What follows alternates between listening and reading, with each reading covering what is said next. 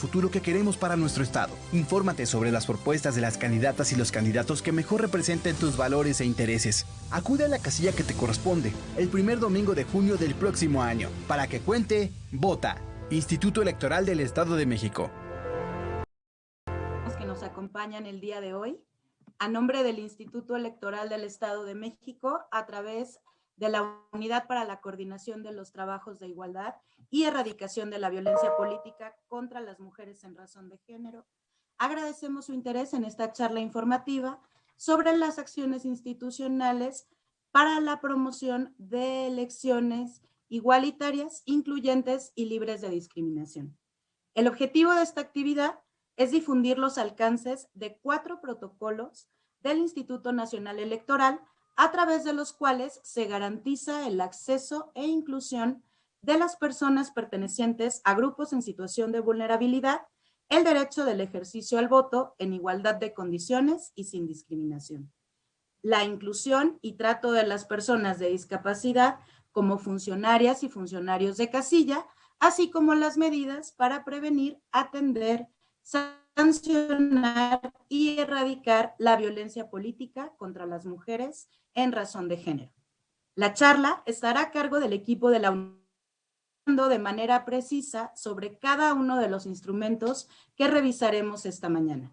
En primer lugar, Betania Íñiguez nos hablará sobre el protocolo para adoptar las medidas tendentes a garantizar a las personas trans el ejercicio del voto en igualdad de condiciones y sin discriminación.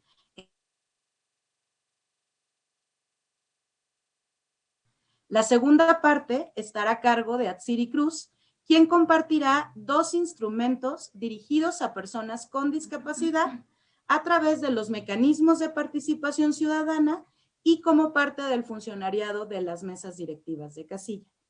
Finalmente, Roxana Ortega será la encargada de dar a conocer el protocolo del Instituto Nacional Electoral para la atención a víctimas y la elaboración del análisis de riesgos en los casos de violencia política contra las mujeres en razón de género.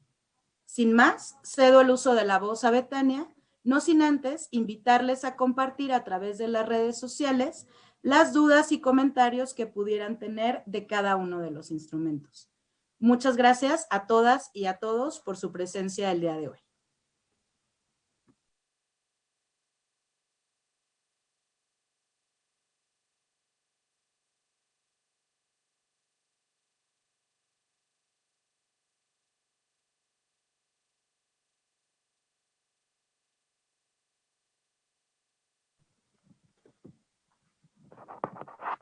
Hola, muy buenas tardes a todas y a todos.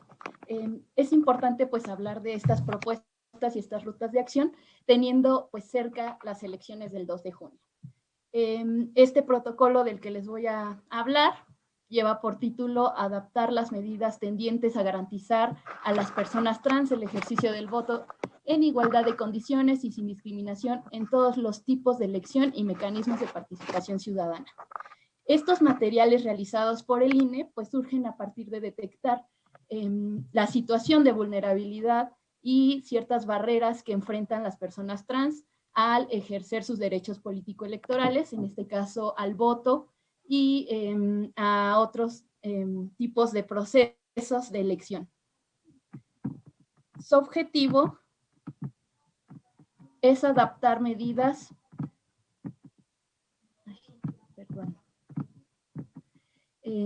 que pues garanticen a las personas ciudadanas que tengan su credencial para votar vigente y se encuentren en la lista nominal electoral y puedan emitir su voto en las elecciones. Pues estas medidas en rasgo general pues tratan de incentivar el voto de las personas trans que tengan la garantía de que pues no van a vivir ningún tipo de discriminación cuando acudan a las votaciones. Para pues tener claridad de qué hablamos cuando mencionamos, visibilizamos a las personas trans, tenemos que entender ciertos conceptos básicos, entre ellos la orientación sexual, la identidad de género y la expresión de género. Cuando pues hablamos de orientación sexual, estamos hablando de esta atracción afectiva, erótica, sexual, emocional que una persona tiene hacia alguien diferente, ¿no? Ya puede ser diferente sexo, diferente género, de su mismo género, etcétera, ¿no? Las posibilidades son muchas. Mientras que cuando hablamos de una identidad de género, hablamos de cómo se internaliza el género, cómo lo vive internamente y pues cómo este puede o no coincidir con su asignación del sexo al nacer. Ahí es cuando hablamos precisamente de las personas trans. Cuando hablamos precisamente de expresión de género, estamos hablando ya de otra dimensión.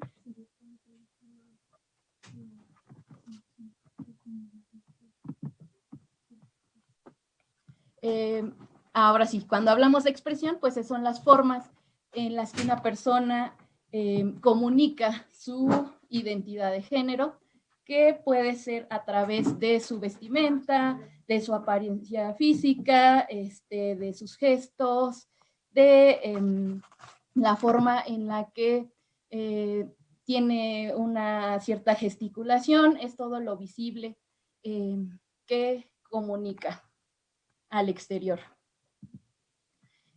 Y bueno, esta identidad u orientación sexual se simplifica en estas siglas que hace referencia a pues la población que pertenece o vive esta diversidad sexual y de género.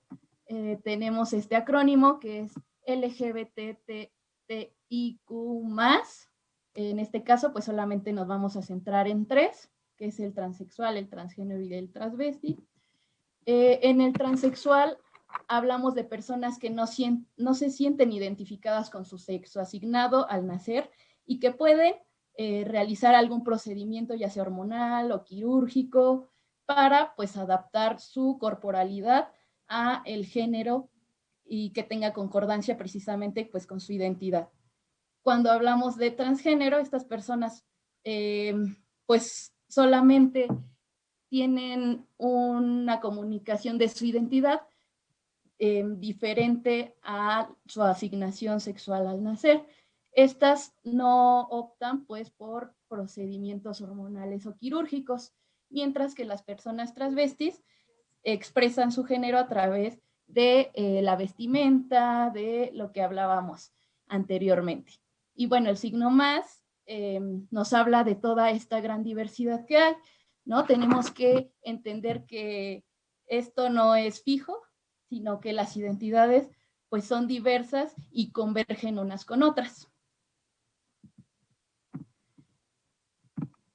Bueno, pues el INE nos habla de que esta población es de atención prioritaria. ¿Por qué? ¿Por qué están consideradas pues dentro de estos grupos?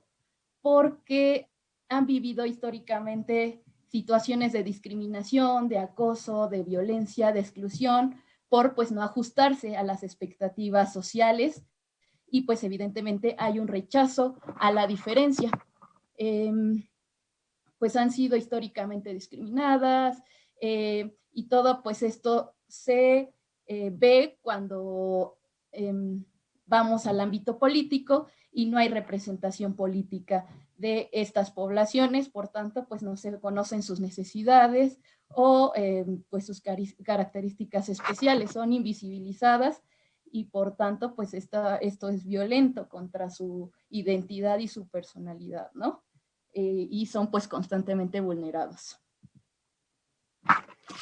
Pues en varias instituciones a nivel internacional, nacional y estatal se han realizado iniciativas normativas, pactos y principios que precisamente quieren evitar que se vulneren los derechos fundamentales, ¿no?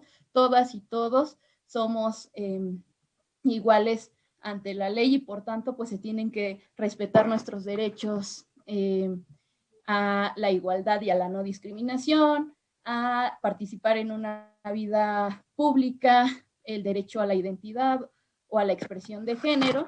Entonces, estos instrumentos lo que han hecho es eso, ¿no? Tratar de que no se vulneren estos derechos fundamentales. A nivel nacional, pues tenemos en nuestra Constitución el artículo 1, ¿no? Que establece que todas y todos tenemos los mismos derechos y debemos de ser tratados con igualdad, con independencia de nuestra etnia, nacionalidad, clase, religión, sexo, género, lengua, etcétera, ¿no? Entonces, pues tenemos esta legislación que, por ejemplo, en el Estado de México, en el 2021, se aprobó una reforma al Código Civil para permitir que las personas trans mayores de edad pues rectificaran sus datos en su acta de nacimiento, ¿no? Posibilitando esta visibilidad legal y que pues pudiera concordar este documento pues tan básico con pues su identidad, así cambiando pues su nombre y su sexo en este documento. Y bueno, esto fue pues importante porque pues las personas trans generalmente pues son vulneradas cuando sus datos no corresponden con sus documentos oficiales.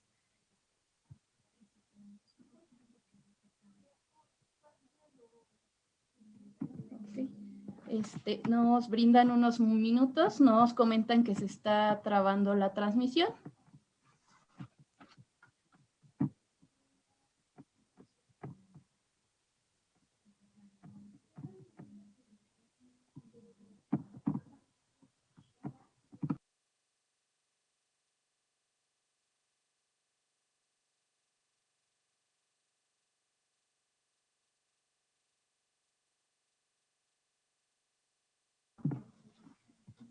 Bueno, me comentan que ya podemos continuar.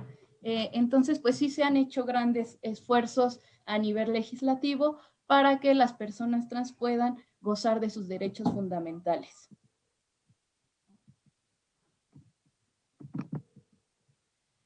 Ahora bien, en el Estado de México, de acuerdo con el INEGI, hay 316,258 personas de 15 años y más que se autoidentifican como personas transexuales o transgénero.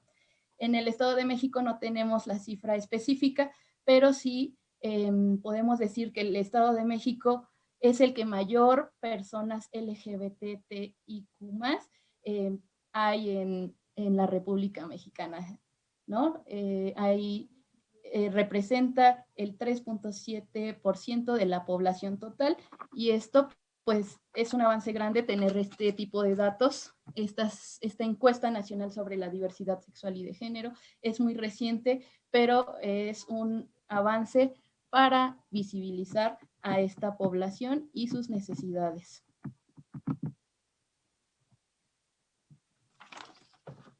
Ahora bien, pues más allá de las cifras, pues son vidas y experiencias particulares que tienen estas personas.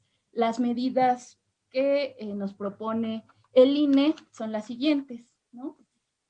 Nos dice que todas las personas que estén presentes en las casillas, que jueguen algún rol fundamental, deben de evitar que la falta de concordancia entre la expresión de género con la fotografía de la credencial, el nombre o el sexo asentados en ella sea causa para impedir el voto, ¿no? En ninguna circunstancia esta falta de concordancia entre los datos que se presentan en la credencial para votar tiene como consecuencia que pues se les pueda prohibir el voto, ¿no? Estaríamos cometiendo una falta grave.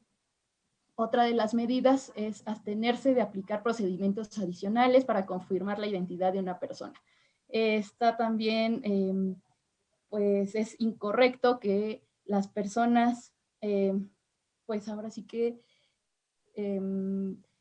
pidan, por ejemplo, un acta de nacimiento para confirmar pues esta identidad con la que se presenta la persona trans a votar, ¿no? Se debe de evitar cuestionamientos a las personas sobre su identidad y evitar realizar actos intimidatorios que invaliden su privacidad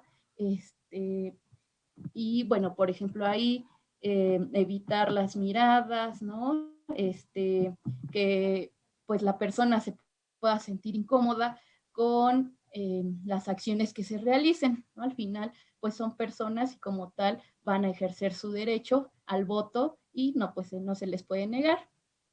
Y para, por ejemplo, otra de las medidas es dirigirse a todas las personas electoras por sus apellidos, ¿no? Como aparece en la credencial para votar, para evitar precisamente confusión o incomodar a la persona, o pues que se suscite alguna otra situación que crea un conflicto.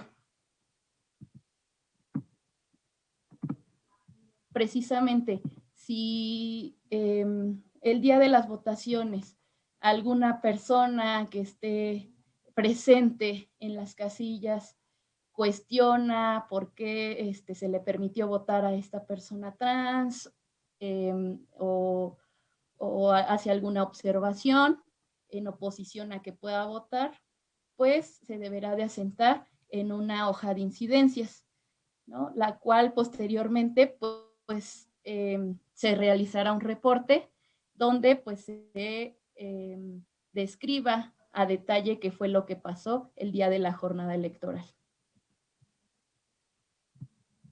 También otra de las medidas es que en la casilla electoral se debe contar con un tríptico que describa las medidas de igualdad que se van a aplicar, además de un cartel informativo que se titula Quienes pueden votar, ¿no? Ahí se debe de comunicar que todas las personas, independientemente de su identidad sexual o de género, pues puedan ejercer este voto.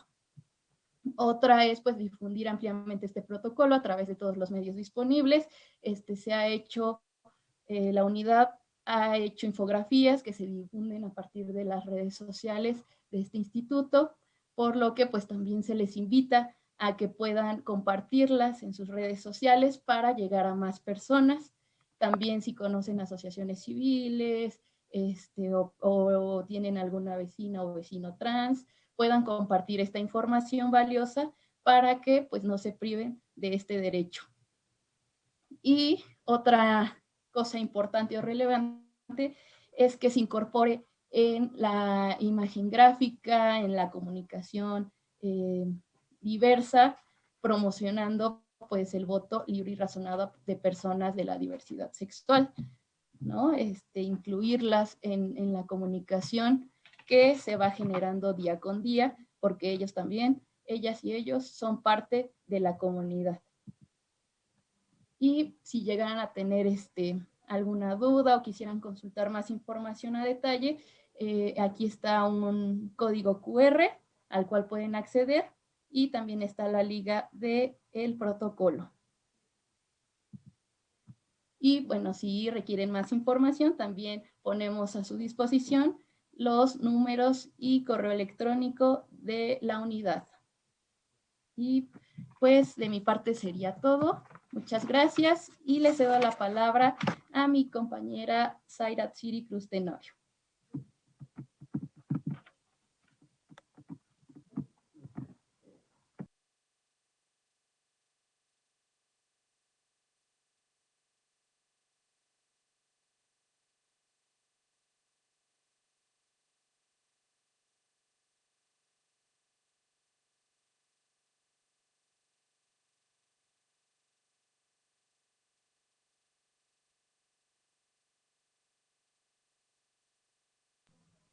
Ok, buenas tardes a todas y todos.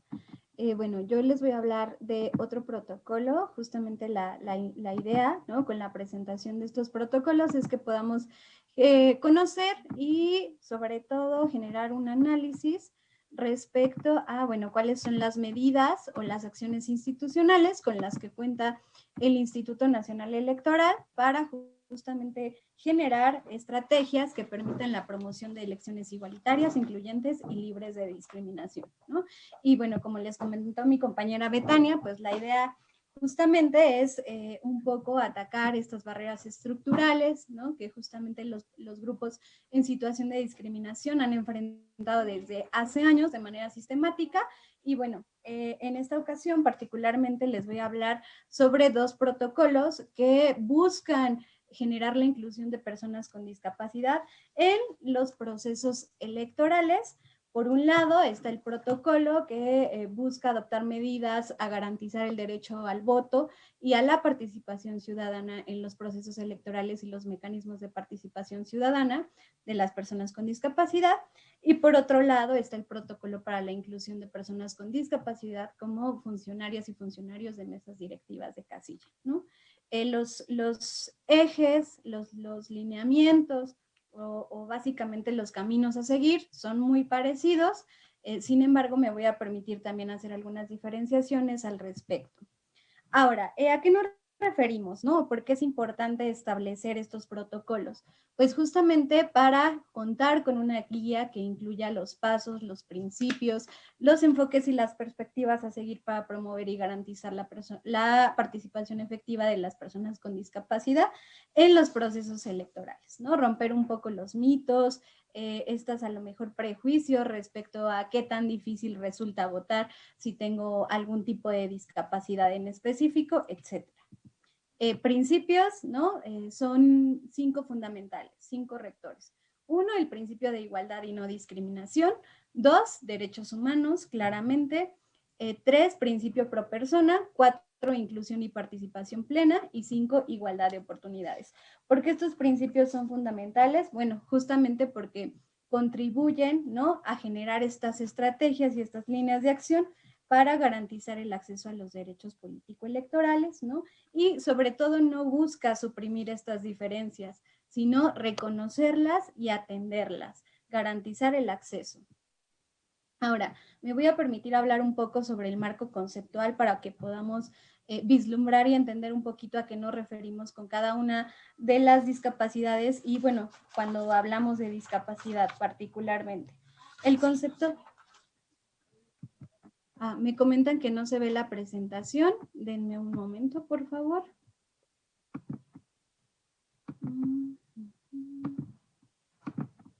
Listo. Ahí me parece que ya está mejor. Ok, muchas gracias. Perfecto, ¿no? Entonces, como les decía, hay 5 principios fundamentales en estos 2 protocolos: principio de igualdad y no discriminación, principio de derechos humanos, pro persona, inclusión y participación plena e igualdad de oportunidades, ¿no? Aquí me parece importante hacer una precisión que cuando hablamos de esta serie de principios no nos referimos a que vamos a suprimir la diferencia, ¿no? Todo lo contrario, vamos a reconocerla y justamente a partir de ese reconocimiento vamos a generar una serie de estrategias que posibiliten la participación plena de las personas, en este caso en la vida electoral, ¿no? Y entonces vamos a hablar de un referente también conceptual para poder entender por qué es importante abordarlo desde este tema de la discapacidad. Y bueno, la ley general, ¿no?, en este caso nos menciona que justamente es muy importante poder conocer a qué nos referimos con discapacidad. Y entonces la Ley General para la Inclusión de las Personas con Discapacidad nos habla que es una consecuencia de la presencia de una deficiencia o la limitación con la que cuenta una persona, ¿no? Y que justamente al momento de interactuar con las barreras que se presentan en el entorno social, ¿no?, puede llegar a impedir su inclusión plena y efectiva en la sociedad, ¿no?, en igualdad de condiciones con las demás personas. No es no es el mismo camino, ¿no?, o el mismo tránsito que tienen que llevar las personas con discapacidad al momento de llegar a una urna y votar a quienes no tenemos una discapacidad. Si no tomamos en cuenta estas barreras que se presentan, se complejiza el tema de acceder al voto y a veces lleva a la inhibición de la participación. Y lo que tratamos de hacer desde las instituciones, ¿no?, particularmente desde el INE y de los soples también, en este caso el Instituto Electoral del Estado de México, pues es atender esas barreras y garantizar la participación plena de las personas, ¿no? Y entonces en esta ley que les comentaba, refiere 4 tipos de discapacidad principales, ¿no? La física, la intelectual, la mental o psicosocial y la sensorial. Y bueno, también el protocolo, ¿no?, que habla justamente de esto, nos va a decir cómo podemos abordar cada una de las discapacidades y cuáles son las acciones que podemos trazar para poder generar este tema de garantizar la participación plena. Ahora, en el primer protocolo, ¿no?, que habla de la inclusión de personas como personas funcionarias de casilla, vamos a tener en cuenta una serie de elementos, ¿no? Primero, que la elaboración de los materiales sean accesibles y de lectura y comprensión fácil. ¿De acuerdo? ¿A qué me refiero con esto? Que las personas que están al frente, ¿no?, como las personas capacitadoras asistentes electorales y las personas supervisoras electorales, cuenten con estos elementos para capacitar a quienes estén interesadas e interesados en ser funcionarias de casilla, ¿no?, y puedan comprender a qué nos referimos, cuáles son sus labores, cuáles son las líneas que deben de seguir y sobre todo comprendan, ¿no?, y concientizar que el hecho de tener una discapacidad no representa o no va a representar una barrera para participar como funcionaria o funcionario de casilla, ¿no? Atención y capacitación personalizada, es decir, a partir de justamente las necesidades específicas de cada persona se generará el proceso correspondiente. También hablamos que se cuenta, o la idea también es generar una serie de reportes de participación de personas con discapacidad como funcionarias de casilla. ¿Para qué? Para tener una estadística y ver si va en aumento, ¿no?, si va disminuyendo, qué otras estrategias se pueden generar para incentivar su participación, cuáles son los obstáculos a los que se siguen enfrentando, etcétera. Y bueno, también habla de una serie de criterios para la instalación de casillas de forma accesible, ¿no? De repente cosas tan sencillas como, por ejemplo, el piso, ¿no?, la zona al acceder a las casillas. A veces no creemos que no es importante, sin embargo, en este protocolo se establecen estos criterios, ¿no? ¿Cómo vamos a facilitar el acceso a las mesas de casilla, a las casillas, a las urnas, etcétera? Y cómo estos criterios nos van a apoyar justamente para lograr la participación plena de las personas con discapacidad, ¿no? Ese es el primer protocolo. Como pueden ver, las líneas son muy similares, podría decir que incluso iguales, solamente que en el tema de acceso o garantizar el derecho al voto, habla de algunas cosas un poco más específicas que ya mencionaré más adelante, ¿no? Este protocolo para la adopción de medidas tendientes a garantizar el derecho al voto y la participación ciudadana de las personas con discapacidad, pues menciona algunos principios rectores, ¿no? Uno, que las personas que integran la mesa directiva de casilla deben tratar con dignidad, cordialidad, respeto y utilizando un lenguaje incluyente y no discriminatorio.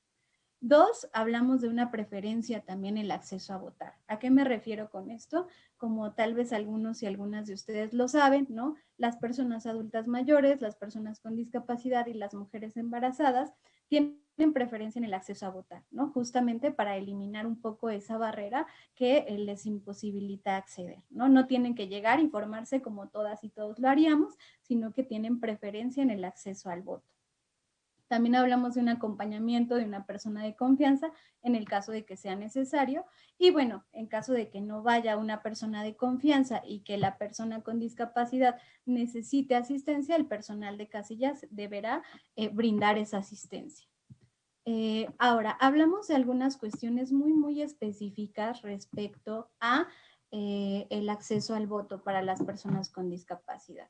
Aquí hay algunos instrumentos que el Instituto Nacional Electoral ha implementado justamente para borrar estas barreras que les decía al inicio, ¿no? Hablamos de una mampara especial, una plantilla en sistema braille, ¿no?, para las personas con discapacidad visual, un sello en X o un cojín de tinta, un apoyo para el depósito de los votos, ¿no?, con el consentimiento expreso de la persona que ha emitido su voto, el personal de casilla o incluso una persona que pueda asistirle en ese momento, que sea de confianza, puede colocar sus votos en las urnas correspondientes.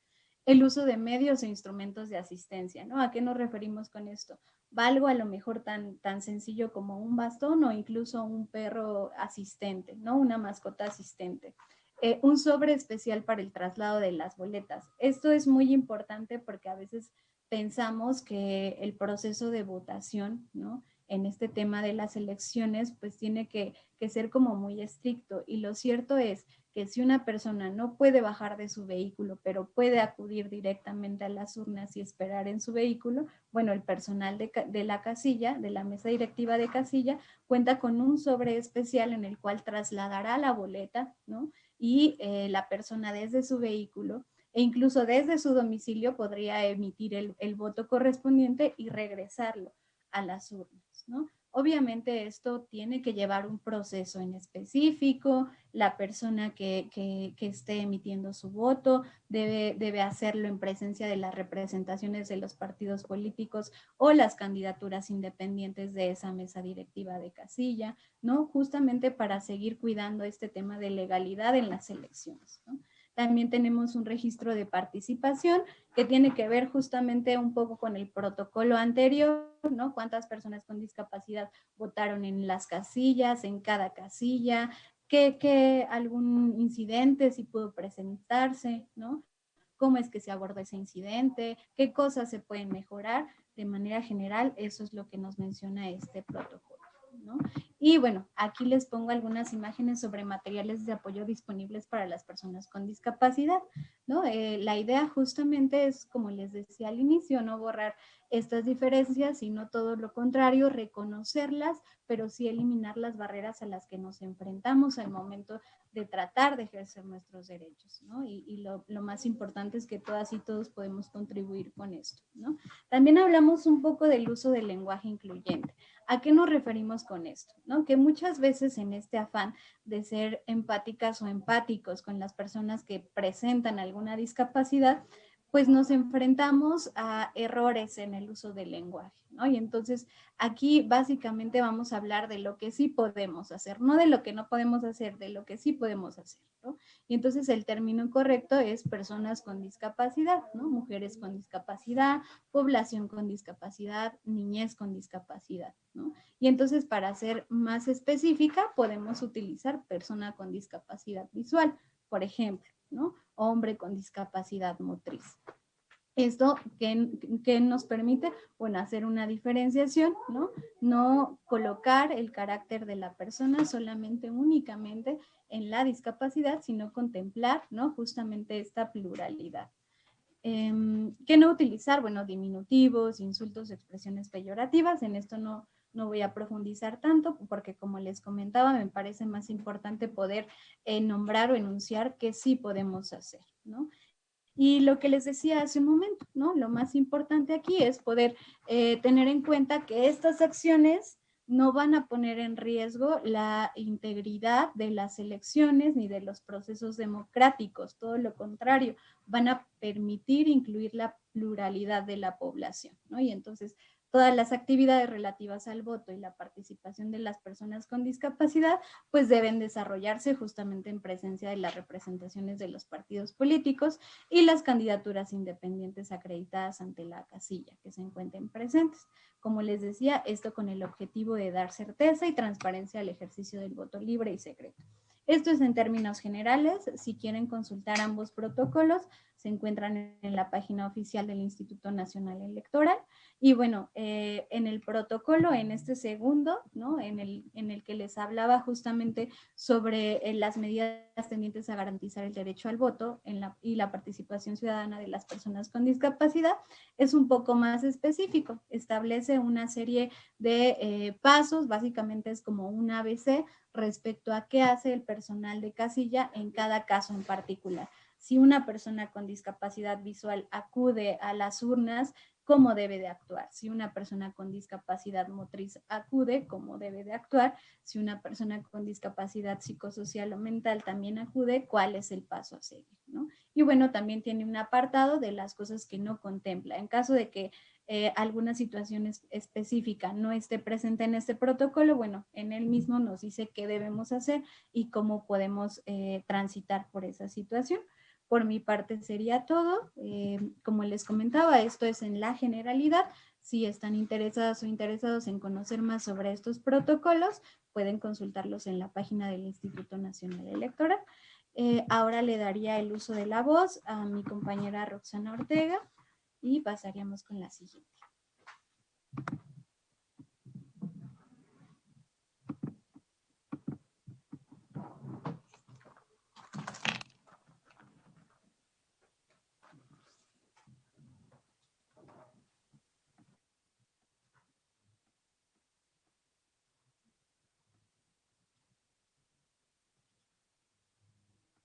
Hola, muy buenas tardes a todas y todos. Bueno, pues como ya lo habíamos comentado, vamos a continuar con nuestro último protocolo. Este es el protocolo del Instituto Nacional Electoral para la atención a víctimas y la elaboración del análisis de riesgo en los casos de violencia política contra las mujeres en razón de género. Aquí, bueno, lo primero es señalar que son varios temas, ¿no? Quiero iniciar la presentación mencionando que pues el protocolo es un documento que está destinado a pues brindar, ¿no? Brindar las herramientas al personal del Instituto Nacional Electoral para pues dar este tipo de atención ante los casos de violencia política contra las mujeres en razón de género y pues quiero centrarme en 4 temas relevantes, ¿no? Primero vamos a tener en el protocolo algunas líneas para brindar la atención de primer contacto, después para la elaboración de un análisis de riesgo, sobre también los criterios para el otorgamiento de medidas de protección y para el desarrollo de un plan de seguridad, ¿no?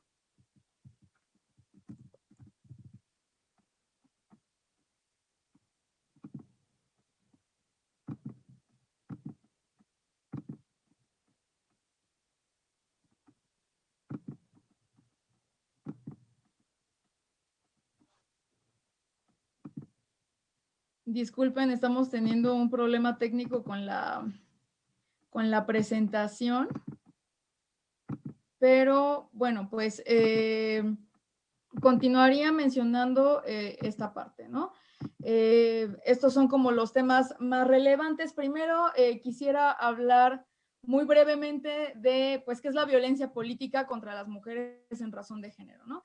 La violencia política tiene una descripción legal muy amplia, pero podemos entenderla de una forma muy sencilla a través de 3 elementos sustanciales. El primero de ellos es que se trata de una conducta, ¿no? Que puede ser una acción, puede ser una omisión, puede ser un acto de tolerancia, pero vamos, es en suma una conducta que está basada en elementos de género. ¿Y eso qué quiere decir? Que, bueno, se dirige a una mujer por el simple hecho de serlo, afecta de una forma desproporcionada, ¿no?, a las mujeres respecto a los hombres, o tiene un impacto diferenciado en ellas. Esos son los elementos de género, ¿no? Entonces, esta conducta que está basada en elementos de género tiene que tener como efecto o como finalidad que haya una limitación, un daño, un menoscabo a un derecho político electoral de una o varias mujeres, ¿no? Esa es la violencia política, es una conducta discriminatoria que se basa en los elementos de género y tiene pues un efecto perjudicial en el ejercicio de un derecho político electoral de una mujer o varias mujeres. Bueno, pues vamos a iniciar con algunas generalidades. Nuestro protocolo nos menciona que en la atención de la violencia política contra las mujeres en razón de género, el Instituto Nacional Electoral debe apegarse al cumplimiento de principios y debe dar esta atención desde distintos enfoques. Entonces, por parte de los principios tenemos el de buena fe, quiere decir que no se va a responsabilizar, a criminalizar, ¿no?, a las víctimas por la situación de violencia pues que están sufriendo. Dignidad se refiere a que pues todas las autoridades estamos en la obligación de tratar a las personas pues considerando su autonomía, ¿no? Su autonomía como personas y como titulares de derechos humanos. Respeto y protección de personas, bueno, pues como su nombre lo indica, nos implica que pues las autoridades en ningún caso den un trato que sea desfavorable, discriminatorio y pues también está muy encaminado a evitar la revictimización, ¿no?, que es una consecuencia de pues estar haciendo a la víctima como revivir continuamente los hechos de violencia. pues a través de su descripción, o que se le hagan como preguntas innecesarias, o que se obtenga información que en un primer momento ya pudo haber sido captada, ¿no? Entonces, a eso se refiere este principio. La confidencialidad, bueno, pues que lo que refiera a la víctima en la asesoría y en todos los momentos en los que reciba la atención, esa información no va a ser compartida con personas o autoridades, instancias, vamos, entidades que no tengan una autorización para llegarse de esa información, ¿no? El personal cualificado, pues, se refiere a que las personas que brinden la atención a las víctimas de violencia política contra las mujeres en razón de género tengan las credenciales, vamos, tengan una preparación especializada para, pues, brindar todo lo que implica, ¿no? La atención en los casos de violencia política. La debida diligencia es un principio que se trata, bueno, de que las autoridades realicen todas las gestiones, todos los trámites, todas las diligencias que estén en su marco de atribuciones para que pues pueda brindarse la mejor atención a las víctimas y pueda llegarse a una reparación integral. La imparcialidad, bueno, pues lo que significa es que las autoridades no pueden estar de un lado u otro, digámoslo así, como de los hechos de violencia y de la controversia que implica pues los hechos de violencia, ¿no? Entonces debe ser imparcial, y eso por un lado pues no significa que no le crea a la víctima, ¿no? Al contrario, estamos en la obligación de creerle a la víctima, pero también estamos en la obligación de no comprometer el derecho a la presunción de inocencia de quien se señale responsable. La máxima protección, bueno, de lo que nos habla es básicamente de que las autoridades deben velar por la aplicación o buscar que se otorguen las medidas de protección que sean necesarias para salvaguardar la integridad de las víctimas. Y bueno, la igualdad y no discriminación pues implica que demos el mismo trato a todas las personas, y bueno, en este caso particularmente a las víctimas de violencia política, con independencia de cualquier otra característica personal o factor social. Entonces, esos son como los principios que en todo momento deben dar cumplimiento las autoridades que den la atención. Y bueno, en el tema de los enfoques, la verdad es que es muy innovador lo que establece el protocolo del INE en ese sentido. Nos dice que hay que observar, ¿no? Estos enfoques de manera enunciativa, más no limitativa, ¿no? Entonces, el enfoque diferencial y especializado se refiere a considerar las necesidades específicas de las víctimas que también formen parte de algún grupo en situación de vulnerabilidad o de discriminación histórica, ¿no? Entonces, de lo que se trata es de aplicar este enfoque para reconocer esas diferencias y pues atender esas necesidades, digamos, específicas, ¿no? El enfoque transformador se refiere a que en la atención que se brinda a las víctimas debe buscar que se contribuya a una eliminación general como de la situación que favorece o que de alguna forma posibilita que la situación de violencia o los actos de violencia política contra las mujeres en razón de género se den, ¿no? Entonces es como una manera holística de ver la violencia política. La perspectiva de género pues es una herramienta, ¿no? De análisis que nos permite advertir cuáles son las diferencias, cómo son las relaciones entre mujeres y hombres y cómo esto genera desigualdad social, ¿no? Necesidad y proporcionalidad, sobre todo está enfocado al tema de las medidas de protección y de lo que se trata es que cuando se solicite o se otorgue medidas de protección a una víctima de violencia política contra las mujeres en razón de género, esa medida debe ser suficiente, debe ser, pues, guardar relación con los hechos, ¿no?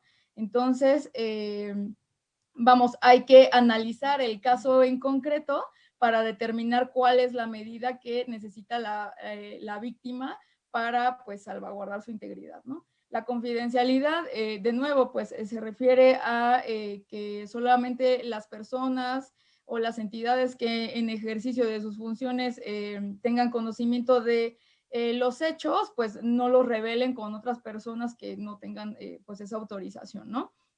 Oportunidad y eficacia también se refiere a las medidas que deben ser específicas, deben ser oportunas, deben ser adecuadas, deben pues ser eficaces para guardar para proteger a la víctima, ¿no? Y sus intereses. La accesibilidad se refiere a que se articule un procedimiento que sea sencillo, que sea fácil para las víctimas, ¿no? Y que eso no implique que hay como una barrera o un obstáculo para que puedan acceder a la justicia y a la atención integral en los casos de violencia política. La integralidad se refiere de nuevo a las medidas de protección y lo que implica es que se den en un solo acto, ¿no? O sea, que no deban llevarse distintas diligencias en momentos pues muy dispares o que no estén como conjuntados y sea como pues en automático, ¿no? De una forma automática. Y el enfoque pro persona a lo que se refiere es que en caso de duda en una situación de violencia siempre hay que actuar y propugnar por el otorgamiento de órdenes de protección que sean más favorables para la víctima y bueno, las personas que sean cercanas a ella, ¿no? Este es un resumen de los principios y los enfoques. Consideraciones generales, vemos que en el tema de las medidas hay que otorgarlas para garantizar la seguridad, integridad, vida de la víctima. Está prohibida la conciliación o la mediación entre las partes por tratarse de una situación de violencia. No, en un proceso victimizante, en una situación de violencia, no podemos admitir una mediación, una conciliación, sencillamente porque las partes no están en una situación de igualdad, ¿no? Entonces está prohibida la conciliación o mediación entre las partes. En las ocasiones en las que un procedimiento por violencia política contra las mujeres en razón de género se ha iniciado de manera oficiosa, eso quiere decir que, bueno, no, el inicio del procedimiento no requiere de la presentación en sí de una queja o de una denuncia, sino que la autoridad advierte los hechos y comienza el procedimiento. Si advierte que hay un nivel de riesgo para la víctima que sea medio o alto, pues hay que contactarla directamente, ¿no? Un poco más adelante vamos a hablar de los niveles de riesgo, pero bueno, para seguir en las consideraciones generales también, cuando se advierta un nivel de riesgo que sea medio o alto, pues hay que valorar que se emitan las medidas de protección, incluso cuando la queja o denuncia es anónima. Si la víctima acude directamente, lo que nos señala el protocolo es que debe brindarse la información de una forma clara y detallada, que para la tramitación de las medidas de protección debe necesariamente contarse con el consentimiento o la autorización de la víctima y, bueno, que las personas servidoras públicas que conozcan de hechos que puedan ser constitutivos de violencia política contra las mujeres en razón de género están en la obligación de denunciarlo. Aquí estamos señalando el contacto de correo electrónico y teléfono de los órganos centrales y desconcentrados del INE, porque como les decía, insisto, ¿no? Este es un instrumento que emplean las personas que son funcionarias del Instituto Nacional Electoral que, bueno, pues conozcan de este tipo de asuntos, ¿no? Bueno, pasando a nuestro primer grande tema, ¿no? El primer contacto lo que implica es que pues se le dé una orientación a la víctima sobre cuáles son las vías legales que tiene para pues proteger sus derechos. Algunas recomendaciones específicas que nos da el protocolo es que se pregunte a las personas cómo desean ser nombradas y, bueno, que se consideren las necesidades específicas que se den de las características de intersección, ¿no? La interseccionalidad se refiere, vamos, a una situación de discriminación múltiple, ¿no? Entonces, si sabemos que las mujeres han sido históricamente discriminadas, si se trata de una mujer con discapacidad, bueno, pues ahí hay una discriminación, posiblemente una discriminación múltiple, ¿no? Entonces, estas son las situaciones que deben tomarse en consideración al brindar el primer contacto. Por ejemplo, que se den, ¿no? Que se hagan ajustes razonables o medidas de accesibilidad para mujeres con discapacidad, que se dé, pues, el respeto debido a los usos y costumbres de una mujer indígena, que se gestione la asistencia de una persona intérprete o traductora, ¿no? Si es que fuera monolingüe o no hablar español. Esas son como algunas consideraciones particulares, ¿no? Hacerle saber a la víctima cuáles son sus derechos en la generalidad, pero también en la recepción de la atención de primer contacto, ¿no? Incluso el propio protocolo tiene pues un anexo que es una carta de derechos de las víctimas para que, bueno, puedan tenerlo de una forma pues más accesible, ¿no? También implica el primer contacto que se brinden los primeros auxilios psicológicos en caso de que la víctima esté presentando una crisis emocional, ¿no? O se encuentre rebasada, digámoslo así. Los primeros auxilios psicológicos no necesariamente deben ser brindados por una persona que tenga esa formación profesional, ¿no? Que no es necesario que lo brinde una persona que sea profesional de la salud mental, ¿no? O sea, no es necesario que sea una persona formada en psicología, en psicoterapia, puede darlo en realidad cualquier persona que esté capacitada para ello. Bueno, en caso de que hubiera lesiones físicas, también debe canalizarse a la unidad médica más cercana. Si estuvieran continuándose los hechos de violencia, es también una recomendación del protocolo que se busque el apoyo de la autoridad policial y que se dé la aplicación del cuestionario de evaluación de riesgo. Aquí quiero hacer una nota importante. La evaluación de riesgo es como otro de los grandes temas del protocolo, pero lo que nos señala él mismo es que hay que hacerlo de manera transversal, ¿no? Y puede hacerse en distintos momentos de la atención que reciba la víctima de violencia política. Eso quiere decir que no solamente la persona o las personas que den la atención de primer contacto están en la obligación de hacerlo, sino que continuamente durante todo el procedimiento hay que estar como pues evaluando si es necesario de nuevo aplicarlo, ¿no? Es a través de un test, vamos a hablar brevemente más adelante de ello.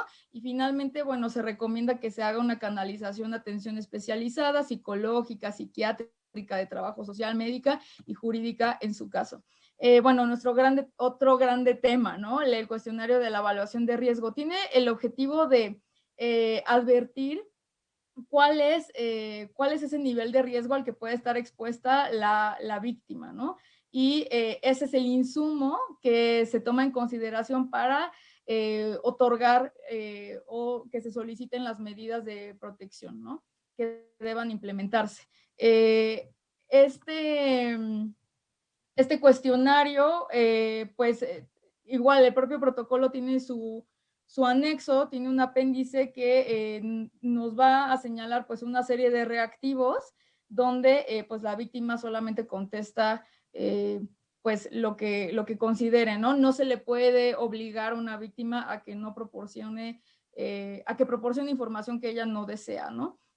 Entonces, bueno, pues el análisis de riesgo es en sí un estudio para determinar cuál es el grado de seguridad y cuál es el grado de riesgo de que estas conductas puedan volver a repetirse o que aumenten, ¿no? La situación de violencia en contra de la víctima.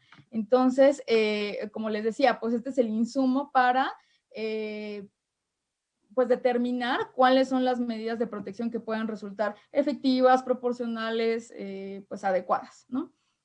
Ejemplos de medidas de protección están la custodia personal o domiciliaria de la víctima, prohibición inmediata a la persona agresora de acercarse al domicilio de la víctima o a sus familiares, amistades, otros lugares que sean concurrentes para la víctima, protección policial permanente, y bueno, pues una generalidad, ¿no? Todas aquellas medidas que sean necesarias para salvaguardar la integridad, seguridad y vida de la víctima. Ahora, como les decía, sí es un gran insumo los indicadores de nivel de riesgo, pero también hay otras consideraciones que debe tomar en cuenta la autoridad al momento de determinar la medida de protección que debe corresponder en el caso en concreto. Por eso, bueno, pues se pide que se considere el peligro existente para la víctima, la seguridad de la situación presente, ¿no? Los antecedentes de violencia que pueden llegar a tener la persona agresora, si la persona agresora posee armas, consume drogas, tiene algún nexo, ¿no? Con actividad como delincuencial, incluso se da, ¿no? Lamentablemente, que tengan algún nexo con el crimen organizado, vamos, ¿no? No es lo mismo que la persona agresora sea una persona ciudadana que tiene otro tipo de características, a que sea una que está pues involucrada en toda esta situación, ¿no? Entonces eso es algo que deben considerar las autoridades al momento de emitir la medida de protección. También es necesario considerar el tiempo que ha durado la situación de violencia, la gravedad, ¿no? ¿Cuál es el impacto que ha causado los hechos de violencia a la víctima y, bueno, algunas otras circunstancias que sean relevantes para la condición de la víctima y de la persona agresora?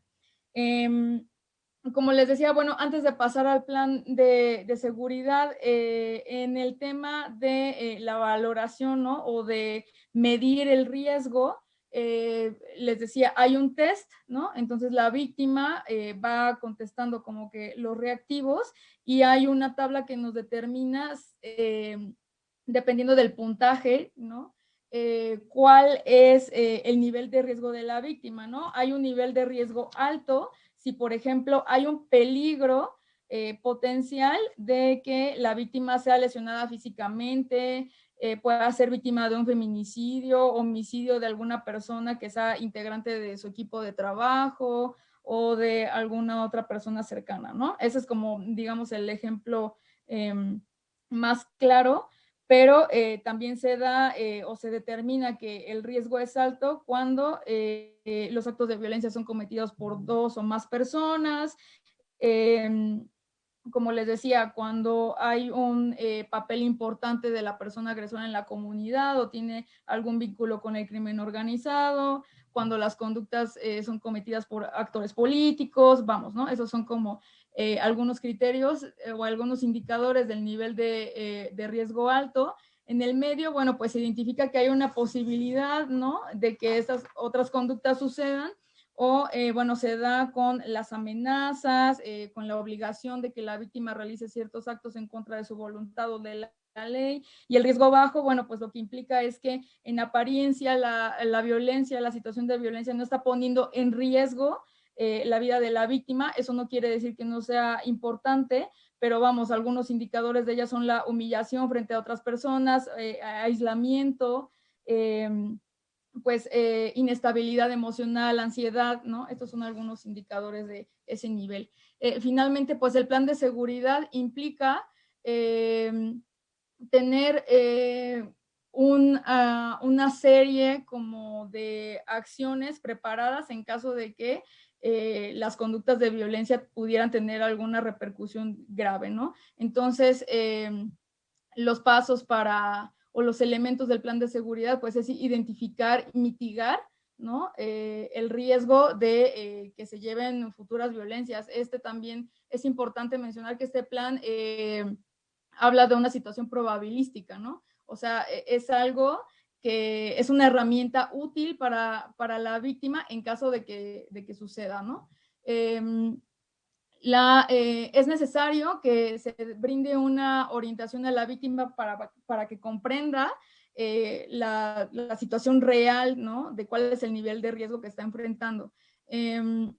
El plan de seguridad en sí lo desarrolla la víctima orientada por el personal encargado. De hecho, pues se considera como una medida adecuada que el plan de seguridad únicamente lo conozca la víctima, pues por esa misma circunstancia.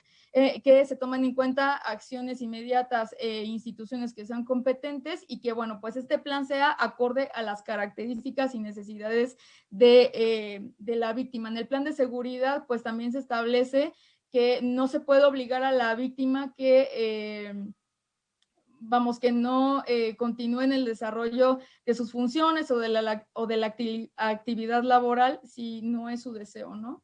Esa es una como consideración importante, pero bueno, básicamente en el plan de seguridad algunas acciones como específicas que son bien interesantes es que se cuente con números telefónicos de asistencia médica, policial, que se haga una bitácora de las situaciones de violencia, ¿no?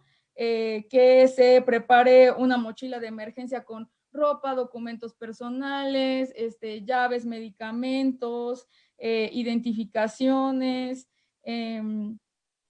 y que, bueno, se haga una lista de lugares y personas que se considera que, bueno, pues son seguras o que podemos avisarles que está sucediendo una situación de violencia, ¿no? Esa es como la generalidad, pero bueno, pues ya les comento que pueden conocer más a fondo todo lo que implica pues el protocolo y también sus insumos, ¿no? Que son muy útiles para pues no solamente verlo en la teoría, sino en la práctica, cuáles son esas preguntas, ¿no? ¿Cuál es el nivel de riesgo que pudiera tener una víctima en un caso hipotético? ¿Qué consideraciones tengo que tener para desarrollar un plan de seguridad? Es un ejercicio bien interesante y bueno, que les invitamos desde la unidad de género a que conozcan todos estos documentos tan relevantes. Para concluir, yo nada más mencionaría que aquí en el Instituto Electoral del Estado de México también tenemos algunos instrumentos en materia de violencia política contra las mujeres en razón de género.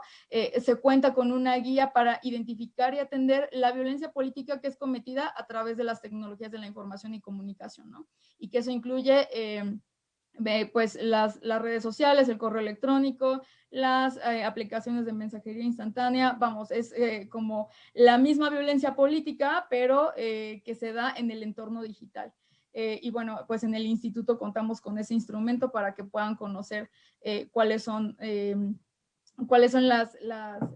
las vías y las acciones y las herramientas que pueden tener al alcance. Y recientemente, bueno, también informarles que compartirles que en el Instituto Electoral del Estado de México se aprobó la guía sobre la prevención y atención de la violencia política contra las mujeres en razón de género del Instituto Electoral, ¿no?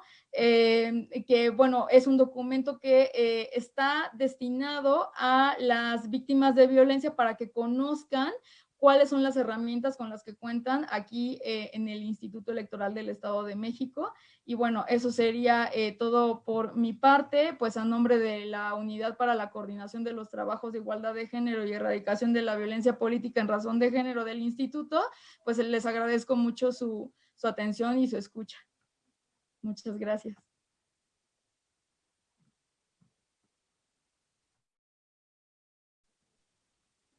Muchas gracias, Roxana, Betania, Tsiri, por compartir la tarde de hoy los alcances de los instrumentos que estuvimos revisando.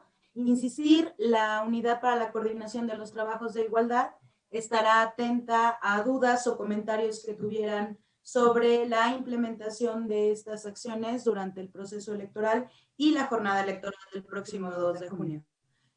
Sin más, deseamos a todas y a todos que tengan muy buena tarde.